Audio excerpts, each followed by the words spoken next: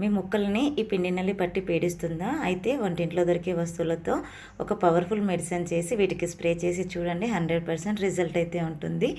ఈ పిండి నల్లి పట్టడం వల్ల మొక్క అనేది క్రమంగా ఎండిపోతూ వస్తుందండి. అంటే మొక్కకున్న రసాన్ని అంతా పీల్చేసి మొక్కని నిర్జీవంగా చేసి లాస్ట్కు చనిపోయేలాగా అయితే చేస్తుంది. ఇక్కడ చూస్తున్నారు కదండి, గంజి అయితే తీసుకున్నాను. ఇందులో ఇంకా కొన్ని పదార్థాలు వేసి చక్కటి పెస్టిసైడ్ అయితే తయారు చేసుకుంటాను. అది కూడా చాలా ఈజీ. ఈ గంజిలో ఇప్పుడైతే 1 స్పూన్ వరకు అయితే పసుపు వేసుకుంటున్నానండి. పసుపు యాంటీ ఫంగల్ గాను యాంటీ బ్యాక్టీరియల్ గాను పనిచేస్తుంది. ఈ పసుపుతో పాటు ఇంకొక స్పూను ఇంగువ అయితే వేస్తున్నానండి. ఇంగువ వచ్చేసి పౌడర్ రూపంలో ఉన్నదైనా వేసుకోవచ్చు, లేదంటే ముడి ఇంగువ అయినా వేసుకోవచ్చు అండి. ఇప్పుడు ఈ రెండు కూడా చక్కగా గంజిలో కలిసే విధంగా ఇలా అయితే కలిపేసుకోవాలి. మరి గంజి లేని వాళ్ళు ఏం చేయాలి అంటే, కొంతమంది కుక్కర్లో అయితే రైస్ వండుకుంటారు కదా, వాళ్ళకి గంజి రాదు. కాబట్టి మీరు చక్కగా బియ్యం పిండి ఉంటుంది కదండి, దాన్ని వాటర్లో వేసుకొని గంజిలాగా మార్చుకొని పసుపు ఇంగువ వేసుకొని మొక్క మీద అయితే స్ప్రే చేసుకోవచ్చు.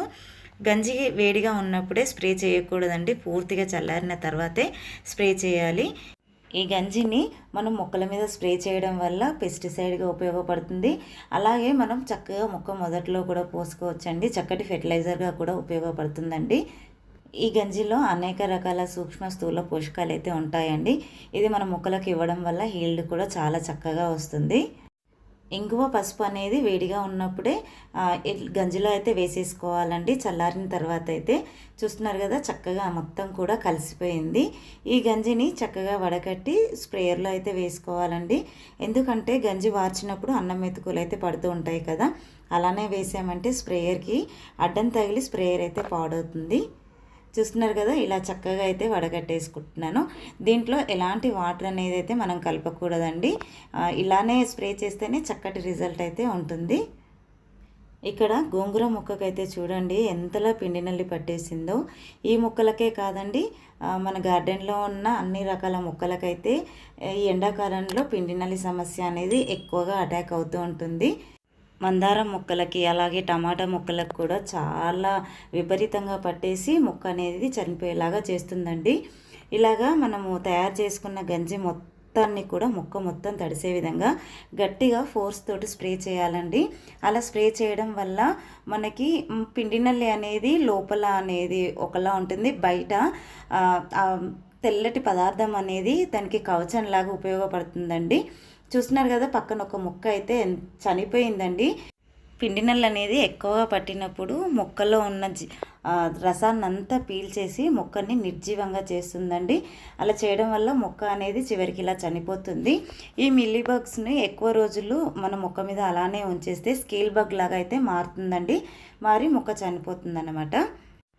మనము ఇలాగ ఫోర్స్ తోటి స్ప్రే చేయడం వల్ల ఆ వైట్ పదార్థం అంతా పోయి పిండి నల్లి అనేది తొందరగా చనిపోతుందండి. ఇది స్ప్రే చేసిన తర్వాత బిఫోర్ ఆఫ్టర్ ఎలా ఉందనేది మీకు ఈ వీడియోలోనే చూపిస్తానండి. చూసారు కదండి, నిన్నైతే అసలు పిండి నల్లి అయితే ఎంతలా ఉండేనో. గంజి ద్రావణం అయితే స్ప్రే చేసుకున్నాం కదా, ఎక్కడ కూడా మనకి పిండి నల్లి అనేది ఎక్కువగా కనిపించట్లేదండి. అక్కడక్కడ కొద్దిగా కనిపిస్తుంది. మనము స్ప్రే చేసుకుంది ఆర్గానిక్ పద్ధతిలో కదండి, ఒక్కసారి స్ప్రే చేయగానే పోదు. నెక్స్ట్ డే మళ్ళీ కొద్దిగా గంజి ద్రావణం మళ్ళీ చేసుకొని స్ప్రే చేస్తే సరిపోతుందండి, లేదంటే ఇలాగ చేతితో తీసేసుకుంటే సరిపోతుంది. మనం ఆర్గానిక్ వేలో మనము టెర్రస్ గార్డెనింగ్ గ్రో చేసుకుంటున్నాం కనుక ఏదైనా సరే 1-2 సార్లు స్ప్రే చేసుకుంటేనే చక్కటి రిజల్ట్ అనేది అయితే కనిపిస్తుందండి. ఐ హోప్ ఈ వీడియో మీకు నచ్చిందని అనుకుంటున్నాను. నచ్చితే లైక్ చేయండి, షేర్ చేయండి, ఛానల్ని సబ్స్క్రైబ్ చేసుకొని పక్కనే ఉన్న బెల్ ఐకాన్ యాక్టివేట్ చేసి పెట్టుకుంటే నేను వీడియో పెట్టిన వెంటనే నోటిఫికేషన్ అయితే వస్తుందండి. సో దట్ మీరు మిస్ అవ్వకుండా అయితే చూడొచ్చు. ఇక్కడ చూస్తున్నారు కదండి, పుంటికూర అనేది ఇలాగా తెల్లగా ఆకులు మారిపోయాయి కదా, దీనికైతే మనం కొద్దిగా ఎప్సమ్ సాల్ట్ వేసుకుంటే కనుక ఆకులు అనేది గ్రీన్గా హెల్తీగా అయితే ఉంటాయండి.